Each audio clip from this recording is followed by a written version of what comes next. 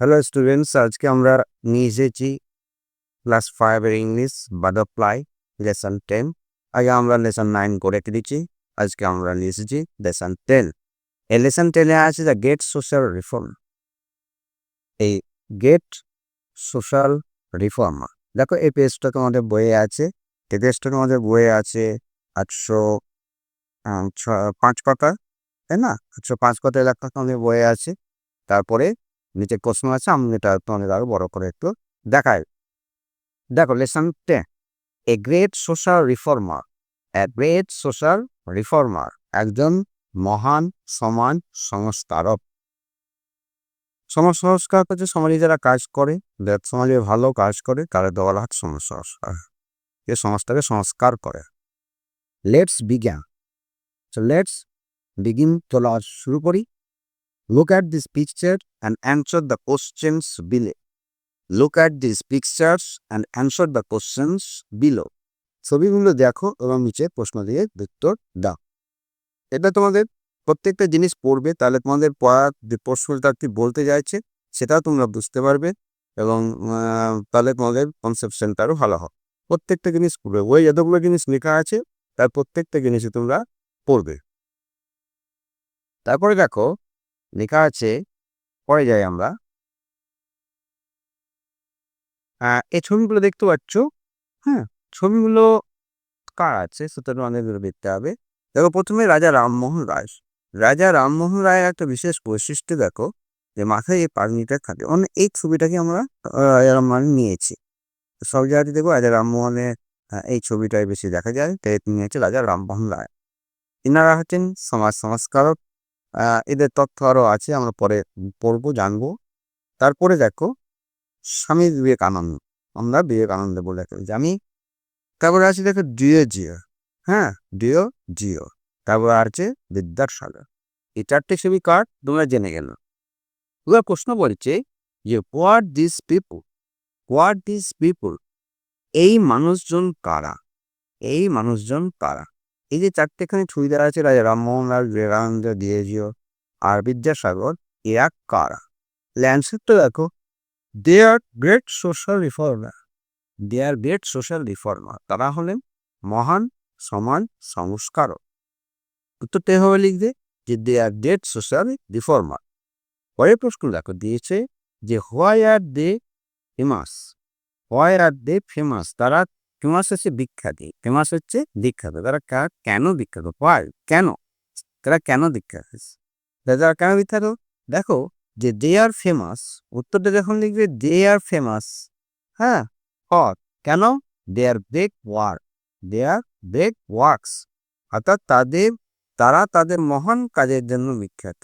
মহান কাজটা কার ওপর পড়েছে? ও তো সমাজের ওপর পড়েছে, সেই জন্য তারা হচ্ছে বিখ্যাত। তাহলে এখানে উত্তরটা এভাবে লিখবে যে they are famous for their great work. দেখো পরের পাতাতে তো আছে, দেখো 106 পাতায় এই টেস্টটা তোমার বইয়ে আছে। পর করে দেখো লাল রঙে লেখা আছে, সেটা আমি কোনো লেখা আবার দেখাই। দেখো let's match column A with column B. Let's match column A with column B. এখানে দিকে দেখো কলম করা, ঘর ছক করা আছে। তাহলে উপনিষকে বলা হয় কলাম, উপনিষ এগুলোকে বলে কলাম, আর ডান থেকে বাম দিকে এগুলোকে বলা হয় রো। যেখানে কটা কলাম আছে? দুটো কলাম আছে, একটা কলাম হচ্ছে এ, দুটো কলাম হচ্ছে বি। এই কলামে কিছু লিখে আছে দেখো, বিদ্যাসাগর, বিবেকানন্দ, রাজা রামমোহন রায় আর ডিওজি, এগুলো লেখা আছে এই কলাম। বি কলামে কি লেখা আছে? যে started young Bengal movement, stopped the evil custom of sati, spread the message of brotherhood আর started widow remarriage.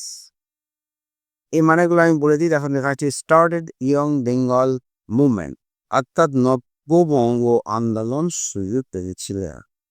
Stop the evil customs of Sati, সতীদাহ প্রথা রদ করেছিলেন। স্টপ সতীদাহ প্রথা রদ করেছিলেন। Spread the message of brotherhood, অর্থাৎ ভ্রাতৃত্ববোধের বাণী প্রচার করেছিলেন। আর স্টার্টেড উইডো ম্যারেজ, উইডো হচ্ছে বিধবা, বিধবা বিবাহ প্রবর্তন করেছে। তো বিধবাদের আবার বিয়ে করতে পারে বা হবে সেটা তিনি করেছিলেন। আর বোঝা গেছে? এবার দেখো কোনটা কার সঙ্গে ম্যাচ করতে হবে। তো কে কলমের সঙ্গে কার ম্যাচ হবে। তাই বিদ্যাসাগর কি করেছিলেন? বিদ্যাসাগর করেছিলেন বিধবা বিবাহ ও দেখো বিদ্যাসাগর থেকে তীর চলে এসেছে কোথায়? না তো স্টার্টেড উইথ রিয়ারেজ।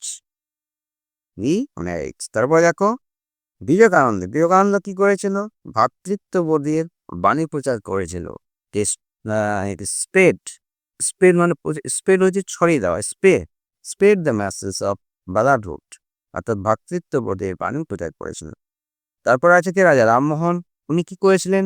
রাজা রামমোহন করেছিলেন stop the evil custom of Sati, অর্থাৎ সতীদাহ প্রথা রদ করেছিলেন।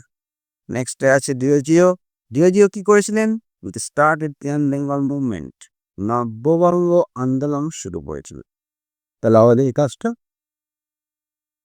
হয়ে গেল। নেক্সটে দেখো বলেছে এখানে যে the person in column A were all great social reformer. তা এই স্তম্ভের ব্যক্তিগণ সকলেই মহান সমাজ সংস্কার ছিলেন। কে কে ছিলেন মহান সংস্কার? এই কলমে কে ছিল? বিদ্যাসাগর, বিবেকানন্দ, রাজা রামমোহন আর ডিলিজি। Now let us read about a great woman. এবার আমরা একটা মহিলা, ওম্যান হচ্ছে মহিলা। এখন আমরা পড়ব একজন গ্রেট ওম্যানের কথা, a noted social reformer from Bengal. এই বেঙ্গলে তিনি হচ্ছেন সোশ্যাল রিফর্মার। চলো এখন একজন মহান মহিলা সম্পর্কে পড়ি, যিনি বাংলার একজন প্রসিদ্ধ সমাজ সংস্কারক। দেখো লেটস রিড, চলো পড়ি। লেটস রিড জ্ঞানাচিবি, লেটস রিড, চলো পড়ো। কি করবো এবার? সিজ বেগম রোকেয়া। দেখো একটা বইয়ে ছবি আছে, হ্যাঁ বেকার ছবি আছে, বেগম রোকেয়ার ছবি আছে। She's Begum Rokeya, a remarkable woman whose efforts considerably changed the state of female education in Bengal. His full name was Begum Rokeya Shakrawar Hossain. আমি এটা আবার পড়ছি। She is Begum Rokeya, a remarkable woman whose efforts considerably changed the state of female education in Bengal. Her full name was Begum Rokeya Shakawat Hossain. অর্থাৎ she is a Begum Rokeya, ইনি হলেন Begum Rokeya, a remarkable woman whose effort considerably changed the state of female education in Bengal. অর্থাৎ একজন অসাধারণ মহিলা যার কর্মপ্রচেষ্টা বেশ গ্রহণযোগ্যভাবে পশ্চিমবঙ্গের মহিলা শিক্ষা অবস্থা বদলে দিয়েছিল।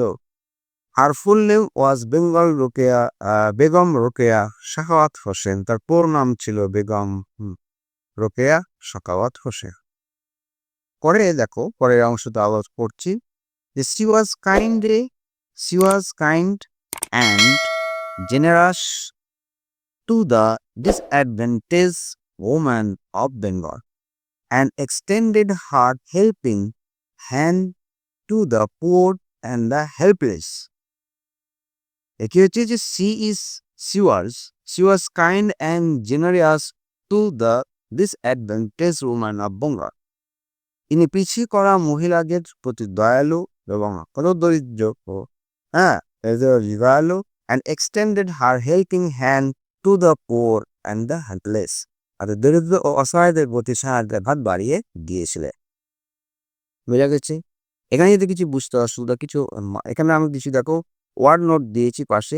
এখানে হচ্ছে she was kind, মানে হচ্ছে দয়ালু, জেনারাস অর্থাৎ হচ্ছে মহৎ, তারপর হচ্ছে ডিসঅ্যাডভান্টেজ অশুরুতে, হ্যাঁ, তারপরে হচ্ছে এক্সটেন্ডেড প্রসারিত করেছিলেন, কি করেছে? হাত এক্সটেন্ডেড হাত, হেল্পিং হ্যান্ড তার সাহায্যের হাত বাড়িয়ে দিয়েছিল পুয়ার জন্য, সহায়তাদের। বেশ পরেরটা দেখো she was the pioneer in setting up a school for the poor Muslim girls of Bengal. তিনি ছিলেন প্রথম তিনি ছিলেন প্রথম প্রথাভঙ্গকারী যিনি দরিদ্র মহিলাদের জন্য পশ্চিমবঙ্গে বিদ্যালয় স্থাপন করেছিলেন। এই মহিলা কে? Rokeya. She was the pioneer in setting up a school for the poor Muslim girl of Bengal. ঠিক আছে? She strongly believed in the need of modern education for women. She strongly believed করেছিল in the need of modern education for women. এখানে দেখো যে strongly মানে হচ্ছে প্রচণ্ডভাবে, strongly প্রচণ্ডভাবে, বিলিভ হচ্ছে বিশ্বাস করেছিল, ইন দ্য নিড প্রয়োজন, নিড হচ্ছে প্রয়োজন অফ মডার্ন এডুকেশন ফর মহিলাদের জন্য এই আধুনিক শিক্ষাটা খুব দরকার ছিল, প্রচণ্ডভাবে দরকার ছিল। দেখো আবার বলছি, she was the pioneer in setting up a school for the poor Muslim girl of Bengal, strongly believe in the need of modern education for women. তিনি ছিলেন প্রথম প্রথাভঙ্গকারী যিনি দরিদ্র মুসলিম মহিলাদের জন্য পশ্চিমবঙ্গে বিদ্যালয় স্থাপন করেছিলেন। তার দৃঢ় বিশ্বাস ছিল যে মহিলাদের আধুনিক শিক্ষা সমাজের অগ্রগতির জন্য অবশ্যই করে। আসি আমি। Begum Rokeya was born in an affluent Muslim family. Affluent হচ্ছে এ সমৃদ্ধ বা ধনী, ধনী মুসলিম পরিবারে রোকেয়া জন্মগ্রহণ করেছিল। Though she never went to school, সে কখনো স্কুল যায়নি। Rokeya educated herself through her own interested and efforts, অর্থাৎ নিজের আগ্রহে নিজের দেশে তিনি পড়াশোনা করেছিলেন।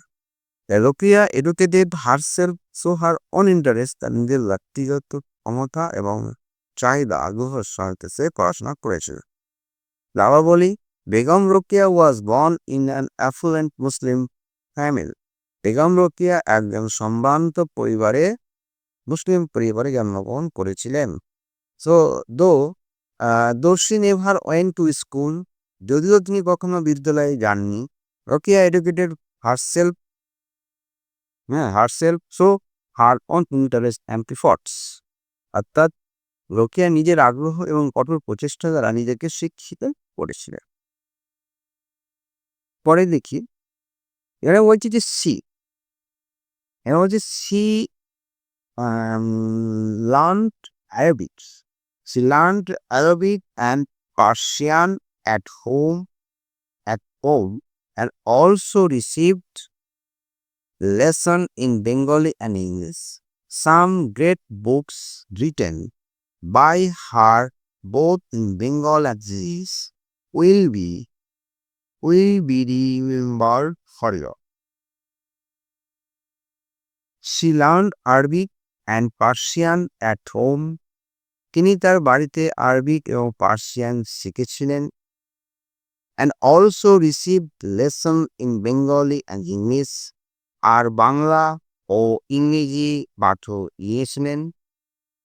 some great books written in her, তিনি কিছু written by her, some great books written by her, অর্থাৎ তিনি বাংলা ইংরেজিতে বেশ কিছু সুন্দর বই লিখেছিলেন in Bengali and English.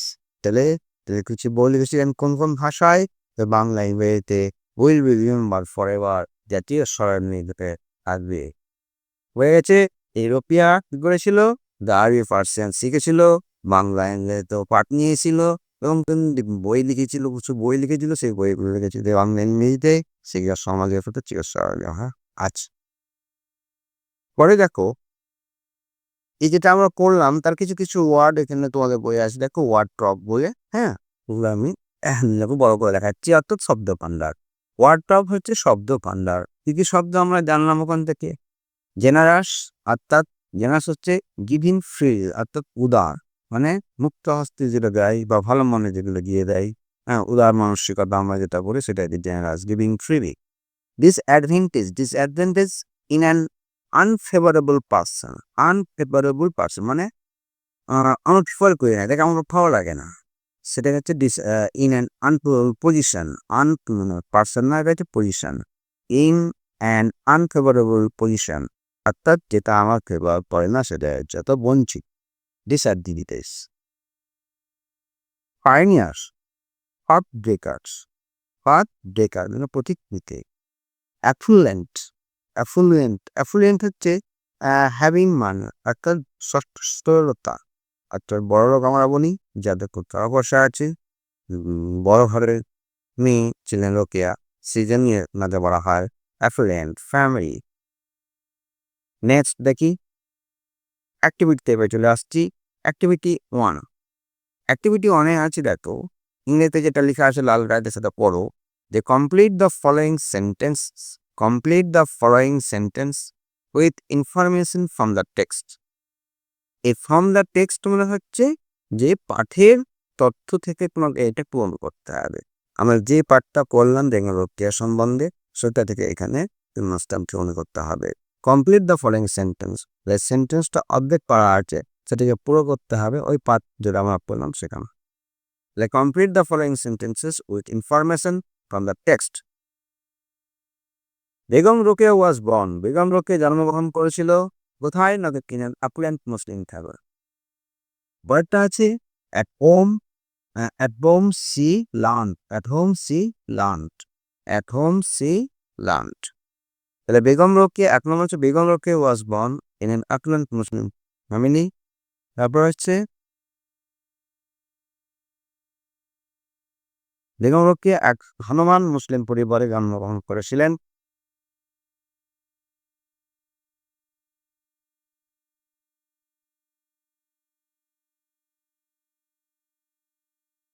At home she learned, at home she learned।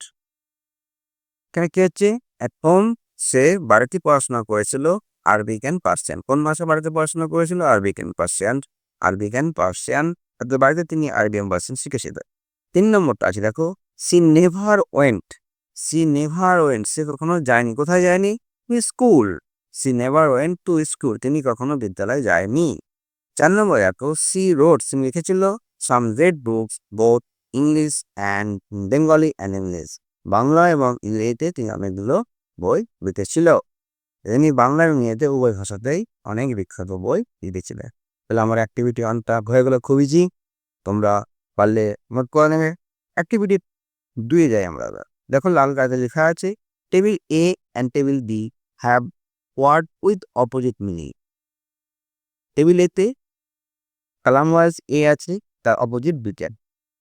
তাহলে কি করতে হবে? অপোজিট আছে, একটা টেবিল এ এবং টেবিল বিতে বিপরীত শব্দ আছে। Let's match table A with table B, এই স্তম্ভের সাথে বি স্তম্ভের মিলাতে হয়। প্রথমে আমি এর পড়ে নিই। প্রথমে আছে দেখো এ কালামে, কাইন্ড মানে দয়ালু, পুয়ার মানে গরিব, অ্যাডভান্টেজ মানে সুবিধাজনক, রিমেম্বার মানে স্মরণ করা। বিতে আছে রিচ ধনী, ফরগেট ভুলে যাওয়া, ক্রুয়েল নিষ্ঠুর, ডিসঅ্যাডভান্টেজ অসুবিধা। তাহলে এখানে আমার কি করতে অপোজিটের সঙ্গে মিলাতে হবে। অপোজিটের সঙ্গে মিলাবো আমি দেখ একের সঙ্গে মেশাচ্ছি দয়ালু, কাইন্ড মানে দয়ালু, ক্রুয়েল মানে নিষ্ঠুর, পুয়ার হচ্ছে গরিব, গরিবের সঙ্গে কি হবে? ধনী, বড় লোক, রিচ। সি অ্যাডভান্টেজ, তার সঙ্গে হবে ডিসঅ্যাডভান্টেজ অর্থাৎ অসুবিধা, সুবিধা অসুবিধা। রিমেম্বার মানে স্মরণ করা, আর ভুলে যাওয়া ভুলে যায়। তাহলে আমার এখান থেকে অ্যাক্টিভিটি 2 কমপ্লিট। নেক্সট পরে আসি যেটা আমাদের পার্ট 2 লেসন 10-এ, সেটা আমরা পরে পড়ব। তোমরা এটাকে পড়বে, রাখতে হবে, উচ্চারণগুলো আছে দেখে নেবে, হ্যাঁ, তারপরে আমরা পাঠ্য করবে। বাই।